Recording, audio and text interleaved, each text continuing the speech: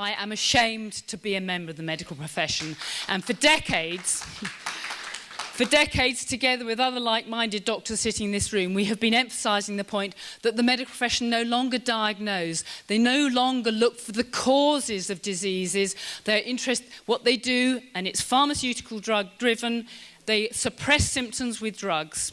And that means that your underlying disease process accelerates faster, and the requirement for drug increases further, which is great for big business and very bad for the health of patients. And what this means is that we have to take medicine so that's in the hands and the control of the individual sufferers, not the medical profession. And I hope that I can illustrate some of those points with my presentation today. Now, the first most important thing to recognise is that chronic fatigue syndrome, ME and fibromyalgia are not diagnoses. They don't cause anything at all. People come and say to me, oh, my muscle pain is it's because of my ME. They are not diagnoses, they are simply symptoms. And it's so important to ask the question, what's the mechanism that's going wrong that results in that symptom? And what is it that we can put in place that will address that underlying process? Now, fatigue is an extremely common symptom. We all have it. It's an absolutely essential symptom to stay alive. If we didn't suffer from the symptom of fatigue, we'd work all day and all night and all day, and you'd be dead within 11 days because nobody has survived that long without sleep. So, and again, it's a powerful symptom. It stops athletes winning gold medals.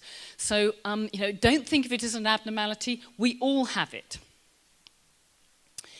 The best illustration is from Mr. McCorber from David Copperfield's novel, who made this point. Annual income, £20, outgoings, 19 shillings 6 months, result happiness. And the reverse is true.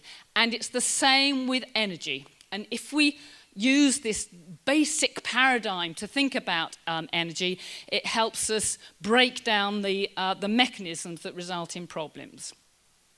So essentially, chronic fatigue syndrome, or ME, or the symptom of fatigue, that's the clinical picture that arises when energy demand constantly outstrips energy delivery.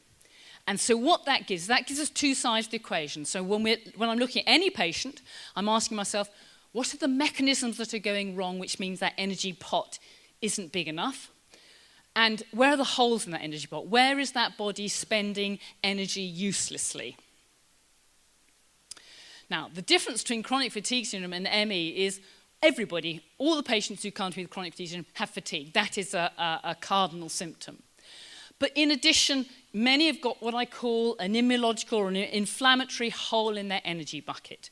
And the immune system is hugely demanding of energy. It's our standing army. Standing armies need a lot of energy. They need a lot of raw materials. And if we are activating that immune system for whatever reason, we get all the inflammatory symptoms. So the myalgic encephalitis bit is the clinical picture that arises when we've got A, the fatigue element, i.e. not enough energy to do what we need to do, and B, the symptoms of inflammation over and above that. So they are distinct entities and need to be thought about differently. So that's the overall strategy. Look at how energy is being delivered to the body, and look at how energy is being spent in the body. So let's look at the clinical picture, because the point here is poor energy delivery mechanisms explain the multiplicity of symptoms that we see in people with fatigue syndromes. They come with shopping lists with tick boxes, and they say, oh, one doctor says this tick box means poor, I've got an adrenal problem, or I've got a thyroid problem, or I'm hyperventilating, or whatever.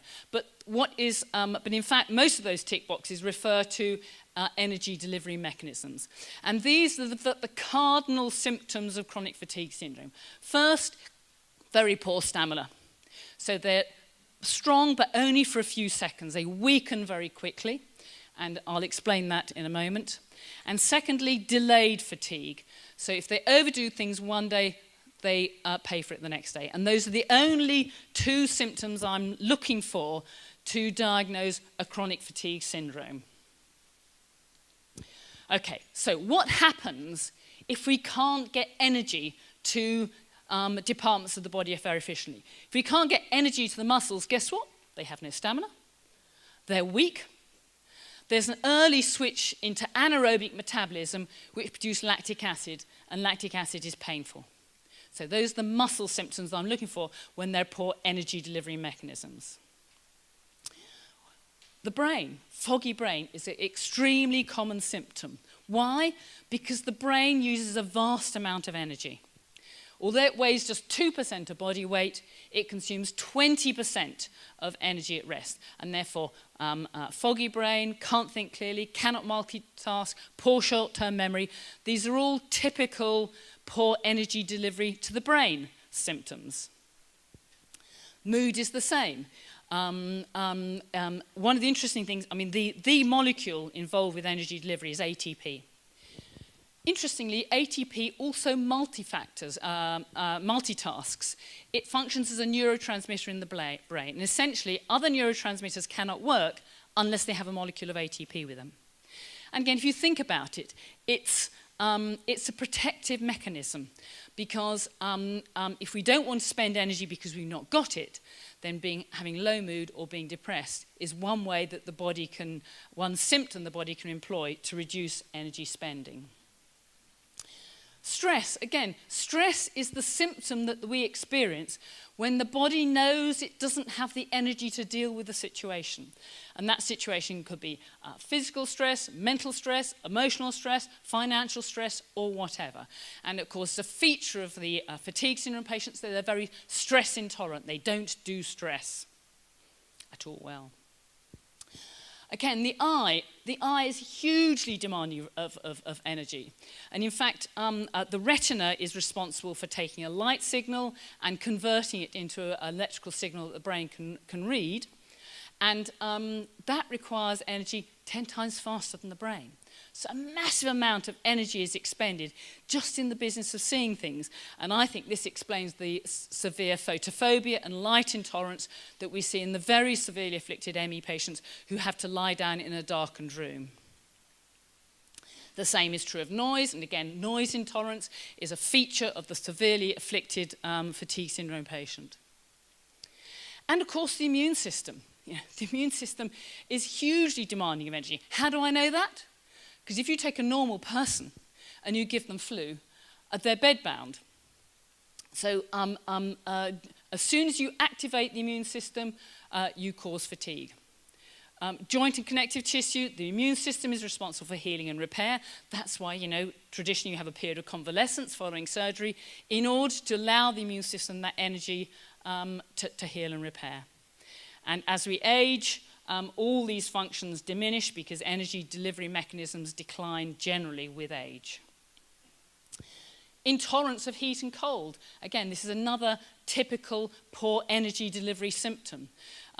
If energy delivery is poor, then we haven't got the energy for our mitochondria to work, and it's the mitochondria, which I'll talk about in a moment, that generate heat and keep us warm. And again, if it's too hot, the way we normally lose heat is by pumping more blood to the skin. The heart's got to work harder. Essentially, the heart has to increase output by about 20% simply to lose heat from the skin. And so it's a feature of, again, it's another symptom. Intolerance of heat, intolerance of cold is a feature of people with fatigue syndromes. And again, the gut and the liver. The liver is an astonishing organ. It consumes vast amounts of energy. So if we are eating a toxic food, or a food that's fermented in the gut, which I will be talking about, that places great demands on our liver. And if we gut and liver function, this is all to do with that. I will be talking a little bit about that. But the easiest food to digest is fat. We have been fed decades of poor nutritional advice which says we should be powering our bodies with sugar and starches. Actually, we should be powering our body with fat. And that very much reduces the toxic load on the gut and therefore the work that has to be done in the business of handling that food. Hormone synthesis is likely to be suppressed. And again, we know in fatigue syndromes there's a general suppression of the hypothalamic pituitary adrenal axis. And kidneys. And the kidneys, they're relatively protected, but many of my patients with severe chronic fatigue syndrome have poor renal function. And again, cardiac symptoms in chronic fatigue syndrome are extremely common. many of my patients suffer from palpitations or from chest pain or whatever. And of course, if the energy delivery to the heart muscle isn't good, the heart won't be able to beat powerfully as a pump. And therefore, cardiac output falls, and therefore blood supply to the tissues declines, which is an obvious vicious cycle here, because you can't get the oxygen, you can't get the fuel to tissues for them to function. But most importantly, if demands are placed on the heart, there's an early switch from aerobic to anaerobic metabolism. When you're in anaerobic metabolism, that causes pain. These patients are suffering angina. And it's not the classical angina that one sees where the blood supply to the heart is impaired, because people will walk for a while, stop, when they get the pain, the blood supply catches up and they switch quickly back into aerobic metabolism.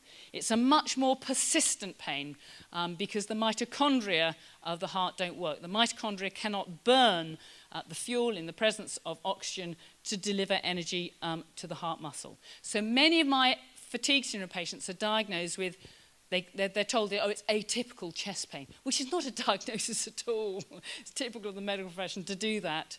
But it is angina, and it's a much more persistent angina than one sees classically. And of course, all those symptoms worse with exertion.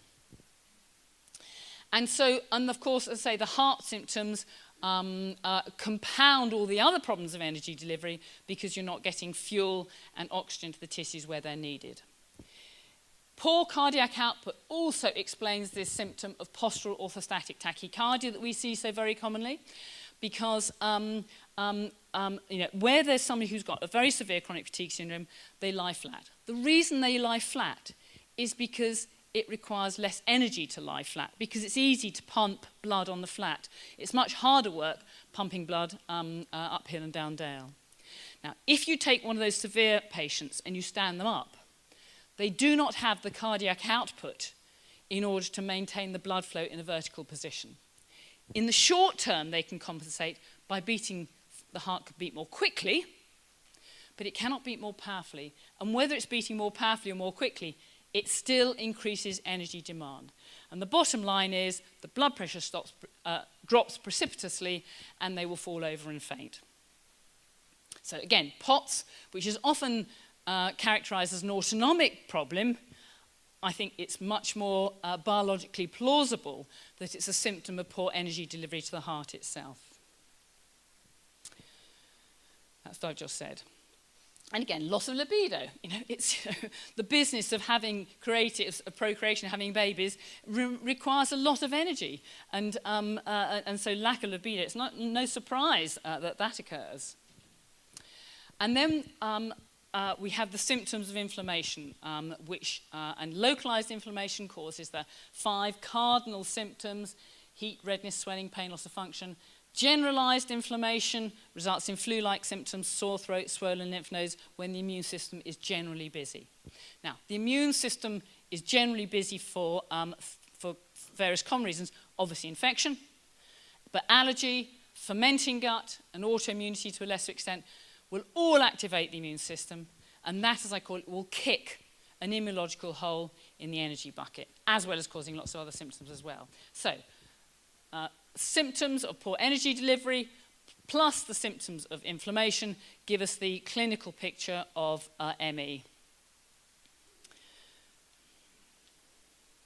So, back to the mechanism. So whenever I see a patient, that's the frame that I'm thinking of, and then we have to plug some of those details.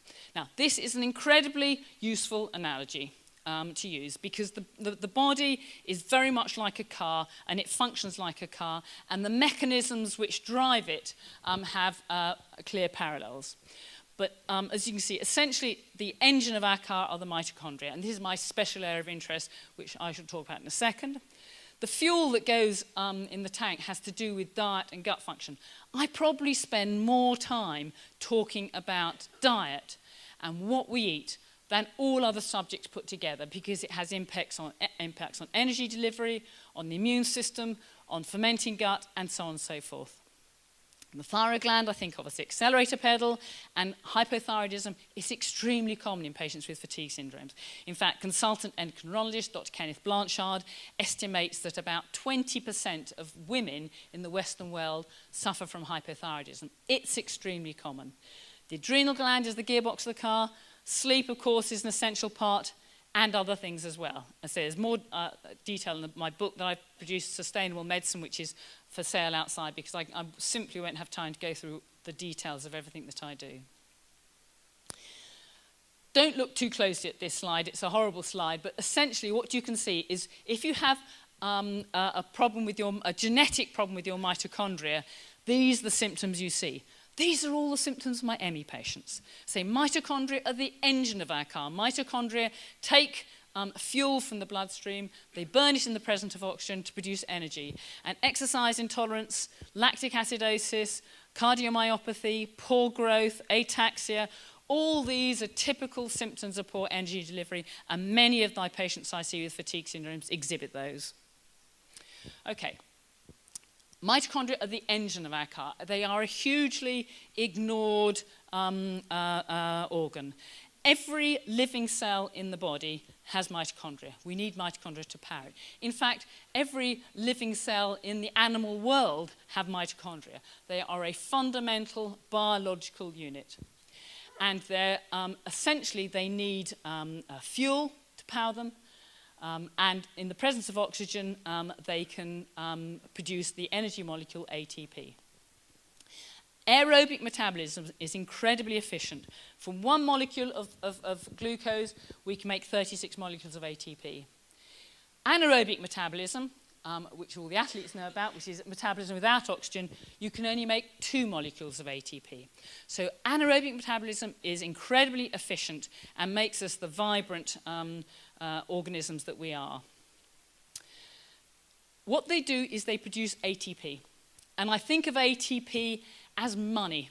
With that ATP, with that money, you can do any job of work in the body that's required.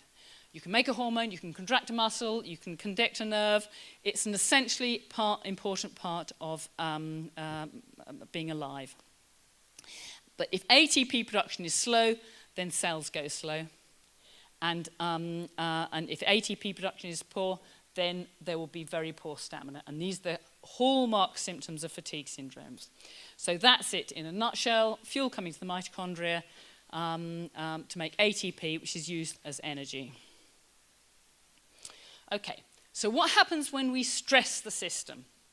And by stressing the system, I mean we make energy demands faster than the mitochondria can supply. There are 2 possibilities, but the main one is that ATP, which stands for adenosine triphosphate, gets converted into the diphosphate, and that's what normally happens.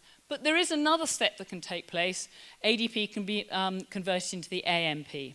Now, the trouble with the monophosphate is it's only very slowly recycled. It takes a long time to replenish. And that gives us, furthermore, the whole cycle shuts down. So this gives us the first major symptom in fatigue syndrome, slow recycling of ATP, i.e. poor stamina. And in fact, a molecule of ATP is recycled about every 10 seconds. It's an astonishingly fast recycling. In fact, if you tot it up, all the ATP that we generate in the body over 24 hours, it would exceed our body weight. So when people say, oh, I'd like to take ATP as a supplement, it's a nonsense. You're not even scratching the surface. If we stress the system and we convert all our ATP into AMP, or not all, a considerable portion of it, then we then have to make brand new ATP. It's a nasty bit of biochemistry called the pentose phosphate shunt, but the bottom line is it takes a long time. And I think it's this that explains the symptom of delayed fatigue that we see in the ME patients and the fatigue syndrome patients when they overdo things. So that's the biochemistry in a nutshell, which I shan't go through because we're stressed for time. Okay, so the point is once we understand how mitochondria can function, this gives us the basis of a test to assess this. And it's thanks to Dr. John McLaren Howard, who has made available this test. And essentially, all these things can be measured. So we can look at, in his lab at Acumen Laboratories, we can measure the level of ATP, how fast the energy is released from it, and all these things. I'm not just list them because you can see them there. Okay, and when I ask for a mitochondrial function test, this is the sort of result that we get. And I think I'm going to, so essentially it tells us how much ATP is in cells and how efficiently ATP can give up its energy to give up its phosphate group to deliver energy. And that's a magnesium-dependent process. So that gives us a handle on magnesium status. Parts of that test tell us how well ATP can be made in the process called oxidative phosphorylation. And then what's as important is how efficiently that ATP can be moved from the mitochondria where it's made, out through the mitochondrial cell membrane, into the cell where it's needed, and then back from the cell into the mitochondria, how it's recycled. So it gives us a handle on all aspects of energy delivery. And the point is that if any one of those processes is going slow, the ability to make ATP, the ability to move it out into the cell, the ability to release energy from ATP, and the ability to recycle ADP, if any one of those processes is going slow, that will cause a symptom of fatigue. And that gives us a way of scoring the mitochondrial function test, so we can have an idea of how well those mitochondria are functioning. Now, this gave us the basis to do a study, and this we published in the Journal of Clinical and Experimental Medicine in 2009. And this was a study of 71 patients. Now, these are the 71 patients that I'd had who had already had my standard workup. They were already doing good paleo Stone Age diet. They were already taking a basic package of supplements. They're pretty disciplined about their pacing. They got their sleep sorted out and all the basic things that I did. The patient and I, between us, we agreed an energy score. So using the Bell Disability Scale, well, I said, well, I think I'm functioning at 30% of what I should be, or 70% of what I should be, or whatever. I then took the bloods that went out to Acumen Laboratory, and they didn't, the laboratory obviously didn't know any of the scoring that I had done.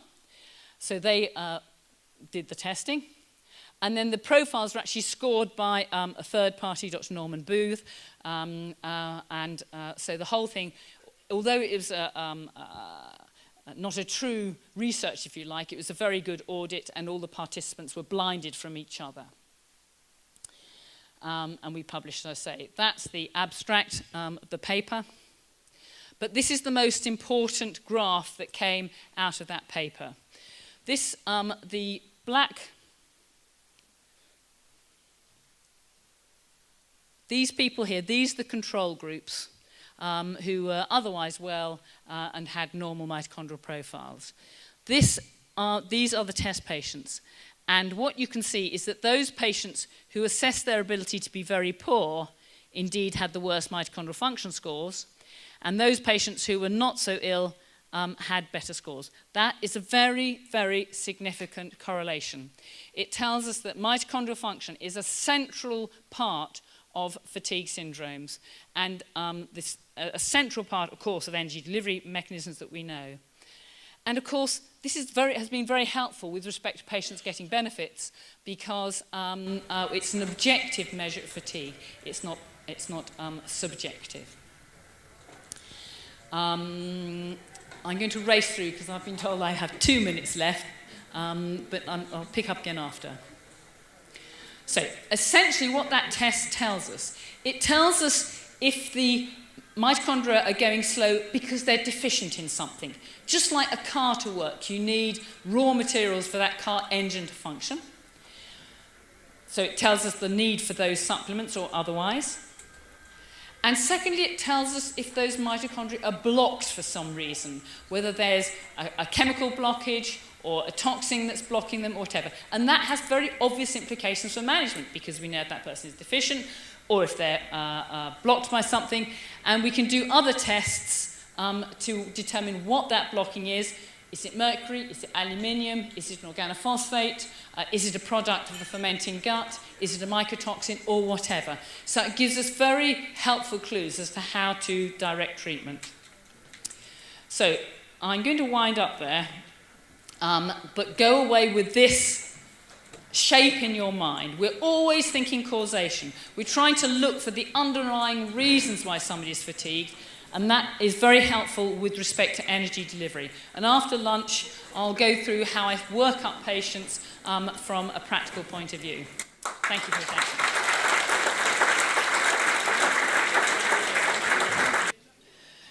Good, I'll kick off again. Now I'm going to make an unashamed plug for a couple of books I've got here, simply because today I cannot do the detail of what I do.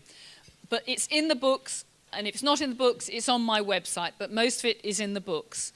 Because only too often, people come to these conferences and they hear the broad brush, the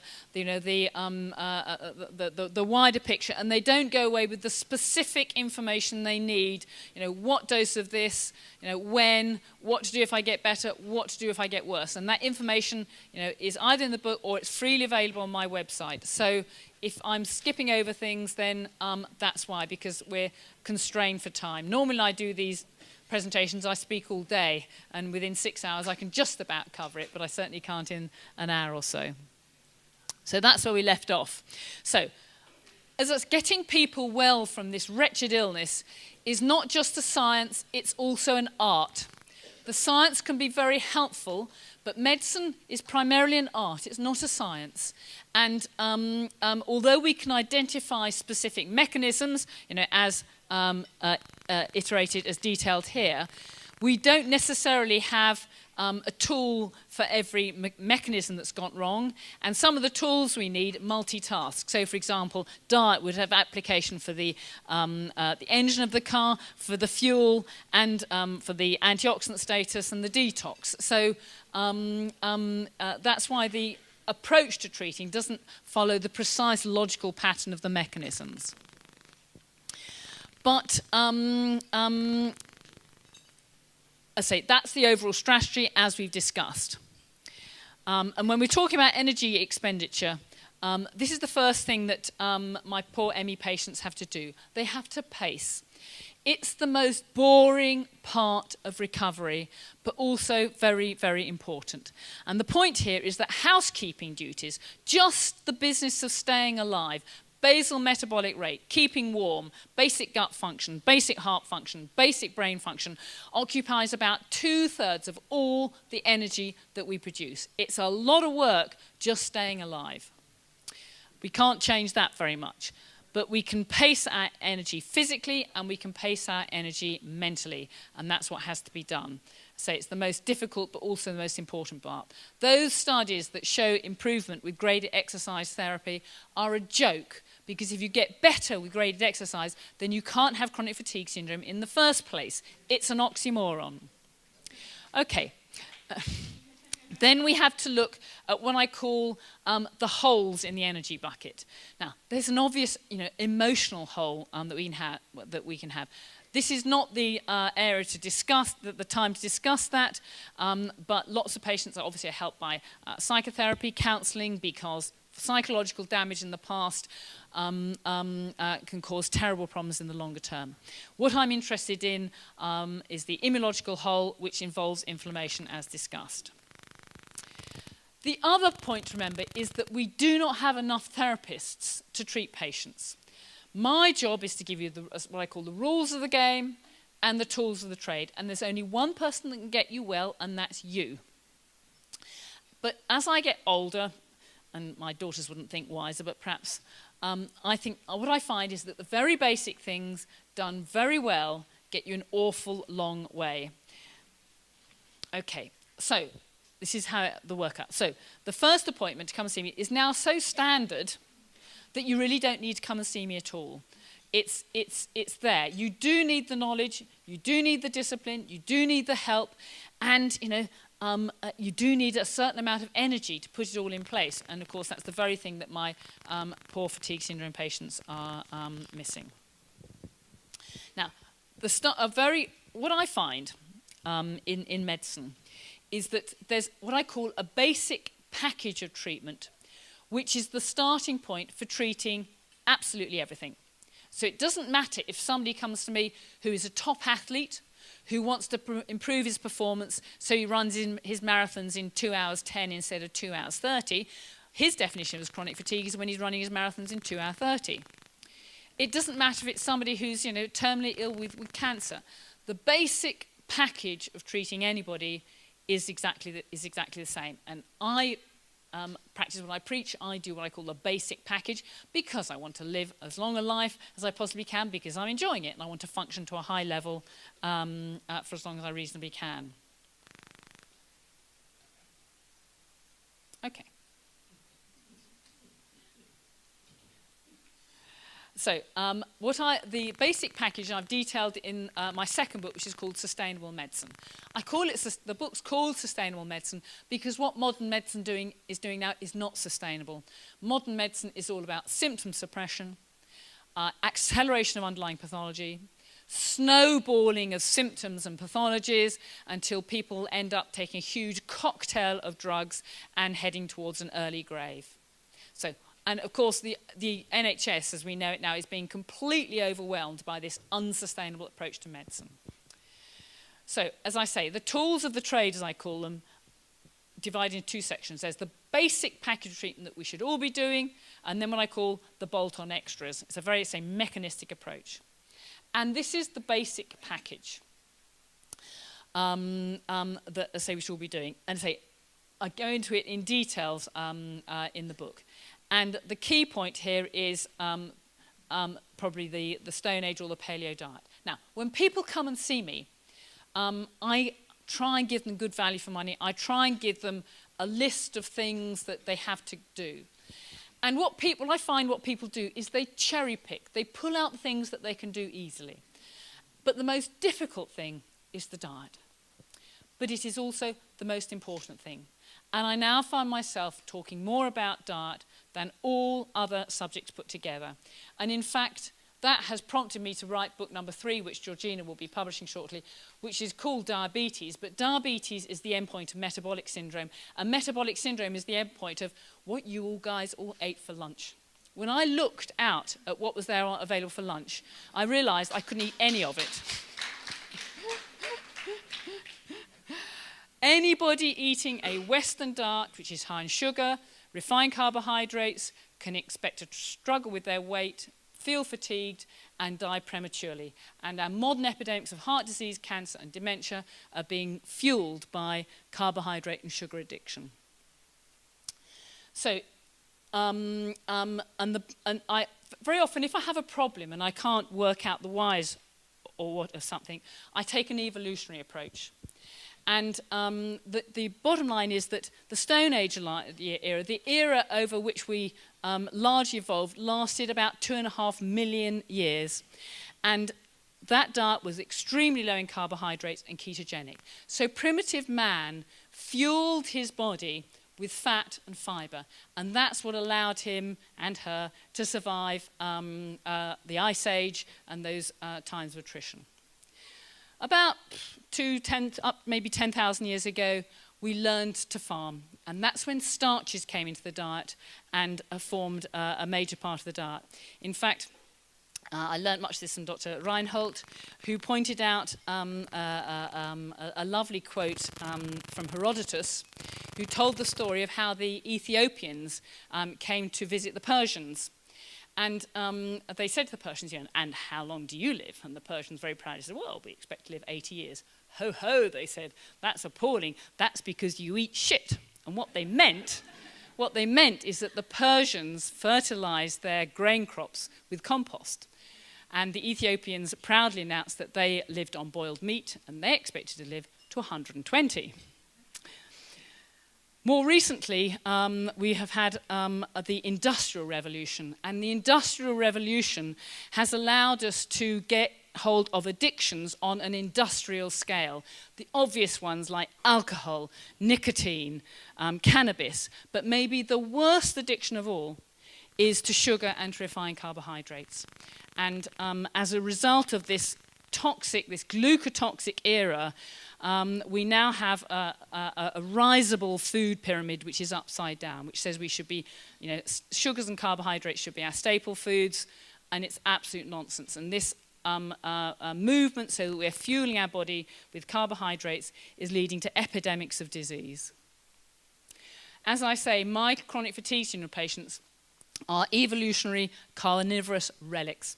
I know I am. I know I function much better on a very low, almost ketogenic diet. And I think there are three major reasons for this. First of all, just simple allergy. And grains, dairy products, a relatively recent food, are major allergens. And Dr. Monroe listed the multiplicity of symptoms that we suffer when we have allergy. And of course, allergy involves an activation of the immune system, and that kicks an immunological hole in our energy bucket. It's hugely wasteful of energy. The body's preferred fuel is ketones, fat and fiber, not sugar and starches. Mitochondria run best on ketones. In fact, I attended a fascinating day at the Radcliffe Hospital where there was a presentation by Dr. Kira Clark. Now, she had been asked by the American government to conduct a study. There was a problem in the Gulf War. The soldiers on the front line were told that they had to reckon on carrying everything they needed in their packs for 5 days, because there could be 5 days when they would go without supplies. And most of those soldiers decided to fill up their packs with ammunition, not food. And what happened is they all became acutely hypoglycemic, and all the instances, or the majority of instances of death from friendly fire, arose in those starving soldiers on the 4th and the 5th day. So they asked her to produce a study to try to investigate what would be the most efficient fuel for them to carry. Well, to cut a very long story short, the answer to this is beta-hydroxybutyric acid, which is a ketone. It tastes absolutely vile. It's quite difficult to manufacture outside the body. But if athletes run their metabolisms on ketones, beta-hydroxybutyric acid, by contrast with sugars and starches, they on average increase their athletic performance by 7% and for many 15%. Now, that is the difference between a gold medal and an also-ran. So ketones is the perfect fuel. We can function for longer. Our brain likes to run on ketones, and our heart likes to run on ketones. The lesson about heart muscle running on ketones, I learned from Dr. Gabriella Segura, who is an Italian cardiologist, whose starting treatment for treating any form of heart disease is a ketogenic diet. And of course, the ketogenic diet is a proven benefit in a multiplicity of neurological disorders, from autism, dementia, malignant brain tumours, because the brain too loves to run on ketones. The third reason for changing the diet so that the body is running on fat and fibre is because the fermenting gut, as I call it, is an extremely and extraordinarily, if not universally, common problem in patients with chronic fatigue syndrome. Now, human beings have an almost unique gut. The upper gut is a carnivorous, sterile, acidic, digesting gut, like a dog or a cat. The lower gut, by which I mean the large bowel, is a fermenting vegetarian gut, like a cow or a horse. Now, this has evolutionary benefits because it means human beings can eat a wider range of food than any other mammal. And if you think about it, we eat more food than anything else. You read how chocolate is very bad for dogs. Why? Because they haven't got the liver enzymes to deal with the toxins in chocolate. Sugar, the same. Dogs should be fed a pure carnivorous diet. Whereas my horses that I team chase, they can only function on fibre. If you give horses high protein diets, their legs swell, they don't do it all well.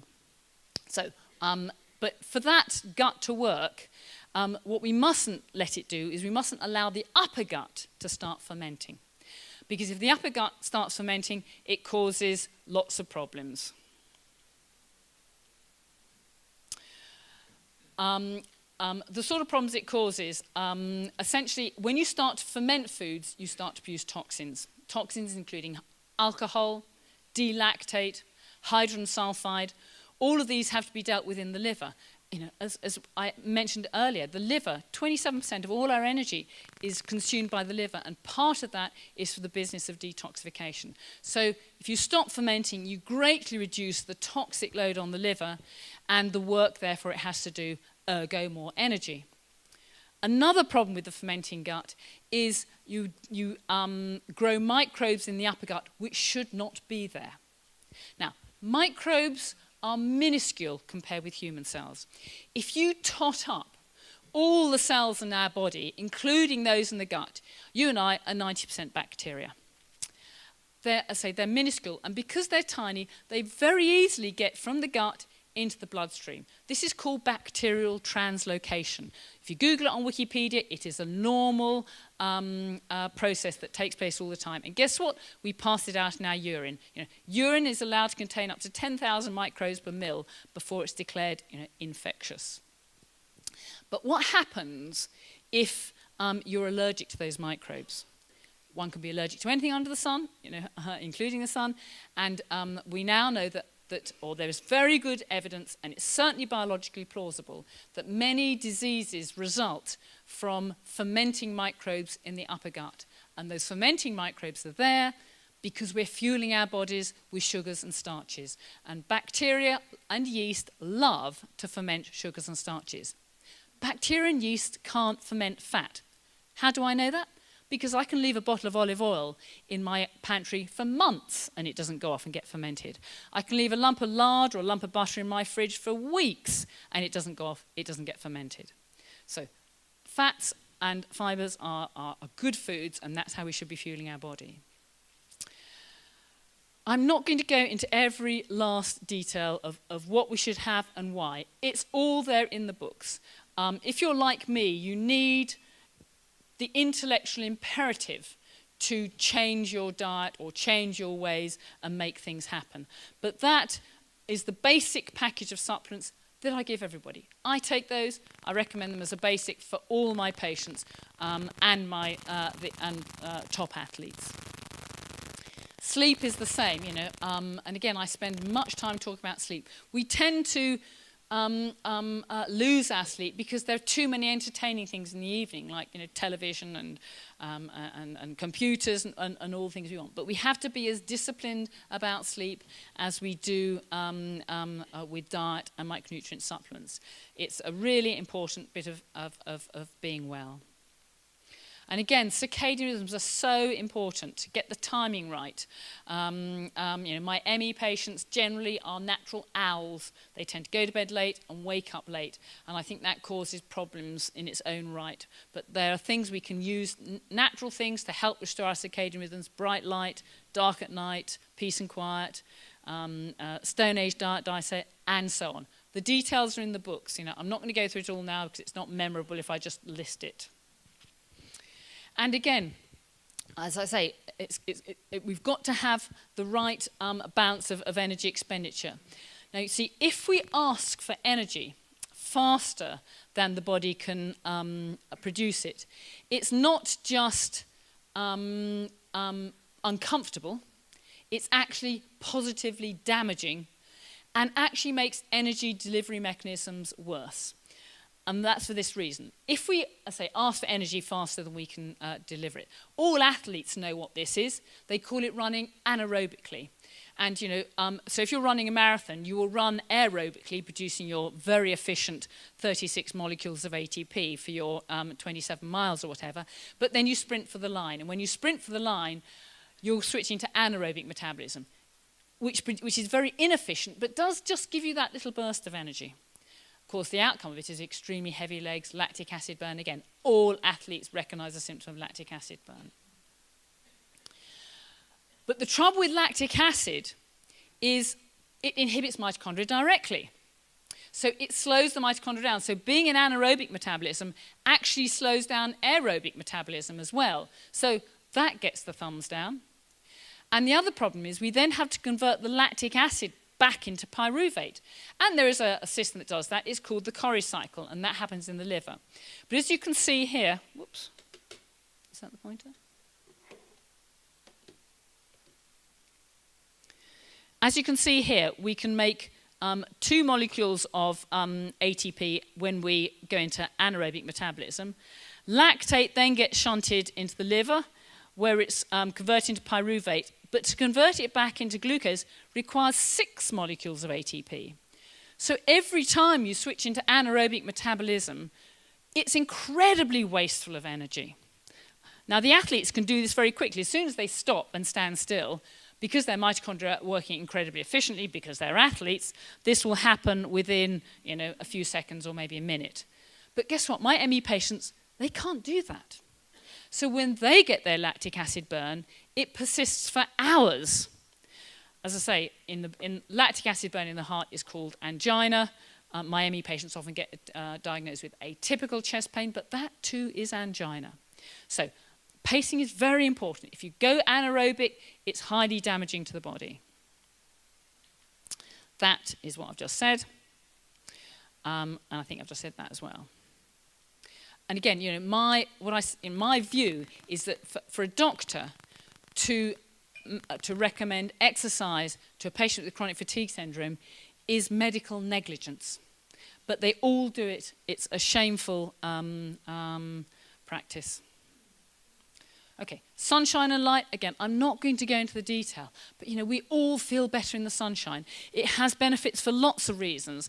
In fact, I'm looking for somebody to make me a sunshine machine that we can all live under, because we're all sunshine deprived, especially today. And we need sunshine to get vitamin D, and vitamin D is one of the most important anti-inflammatories in the body. It modulates the immune system and stops it overreacting. What are the big risk factors for autoimmunity, in particular type 1 diabetes in children? 1, vaccination. 2, allergy to dairy products. 3, vitamin D deficiency. And yet all these kids are being vaccinated to the hilt, told to eat dairy products, it's good for them, and told to stay out of the sunshine because they're going to get some terrible disease. And we're now seeing epidemics of type 1 diabetes in children as a result. Sunshine is helpful. I don't think it goes on there. Because bright light makes us happy. It's good for our mood. It's called, an absence of that will result in seasonal affective disorder. And also we receive heat in the form of far infrared. And far infrared heat is very helpful for us to detox. And I use far infrared saunaing a great deal with my fatigue syndrome patients where there's evidence of toxicity. This has been well covered earlier, so I'm not going to talk about reducing the chemical burden, but whether we like it or not, however hard we try, we are inevitably exposed to a range of toxins, maybe organochlorines, heavy metals, volatile organic compounds, and we have to do our best we can to A, avoid them, and B, put in place whatever interventions we can to minimize our body burden.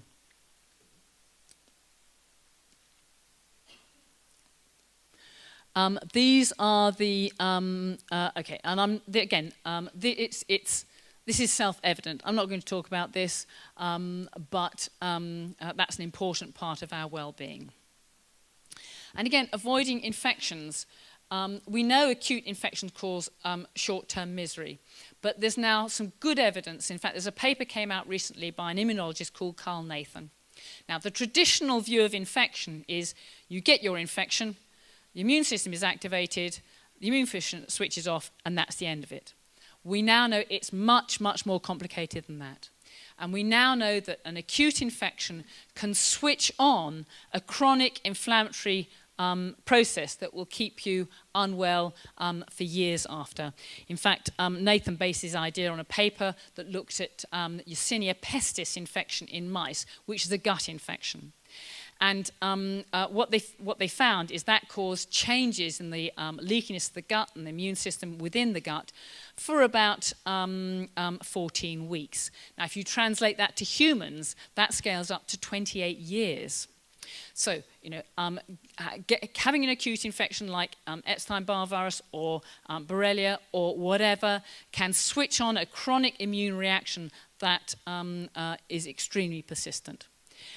Many cancers we know are infection-driven. The obvious ones are cervical cancer, stomach cancer with H. pylori, Kaposi sarcoma, and so on. And avoiding infection is an important part of long-term health. Those are the obvious things, but the ones, a major risk factor for my patients getting ME is going to university. What happens when you go to university? The diet is awful. You don't get any sleep. Multiple sexual partners. Everybody's got to be vaccinated against meningitis.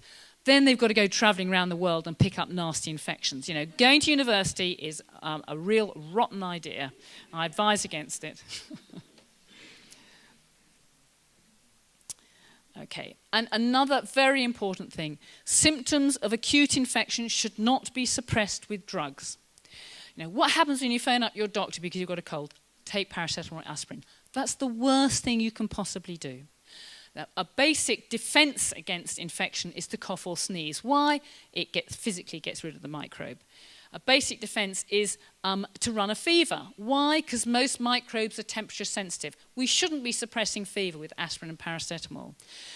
We should feel ill when we get an infection. Why? So we go to bed and rest, and that gives the immune system some energy to fight whatever that infection is. So, it's okay. In the short term, the symptom-suppressing drugs, might make you feel a bit better in the short term, but they put you at great risk of long-term problems with ongoing inflammatory reactions. And those are the sort of things that I recommend to treat acute infections. Again, the details are in the book, but again, the key is don't symptom suppress. Take whatever supplements are required to help the immune system fight it. That's the stuff I've just been talking about the potential, as Nathan calls it, for some infections to scar the immune system, to switch on a reaction that then persists for years, if not decades. Oh, and that's the stuff I've just been telling you about. It should be on your slides if you want a copy of that. That's the actual detail of the problems that can occur. So, so the first appointment is dealing with what I call the basic package of treatment. All of that is in the book Sustainable Medicine. We then have what I call the bolt-on extras, where there are specific and particular problems. And this has to, and of course, a starting point for me are mitochondria. So mitochondria are responsible for powering the cell. Every cell in the body has them. A heart cell will have maybe 2,000 or 3,000 mitochondria. Now, essentially, mitochondria can go slow for one of two reasons. They can go slow because they're deficient in something. They're lacking the raw materials to actually work. So coenzyme Q10, for example, I consider that it's the most important electron donor and acceptor within mitochondria. I consider that the oil of the engine. It allows biochemical reactions to happen very smoothly. It's extremely safe stuff. I don't think it's possible to overdose with CoQ10. Dr. Stephen Sinatra, who's a cardiologist in America, has some of his patients on 1,500 milligrams or maybe 2 grams daily. Extremely safe. Carnitine, acetylcarnitine, that's the mechanism by which the fuel, i.e. acetate groups, get from the cell into the mitochondria where they're needed to be burned. I think of that as the nozzle, the fuel nozzle when you're filling up your car with petrol. Vitamin B3 is an essential intermediary between Krebs citric acid cycle and oxidative phosphorylation. These days, I almost invariably use high doses in a slow-release form, that's a central nutrient. Magnesium, certainly 400 milligrams daily, possibly even injections. I say magnesium is the spark plug of the engine. That's the thing that catalyzes many of the reactions that go on. Ribose is the raw material from which we make ATP. It's a 5-carbon. Thank you for your attention.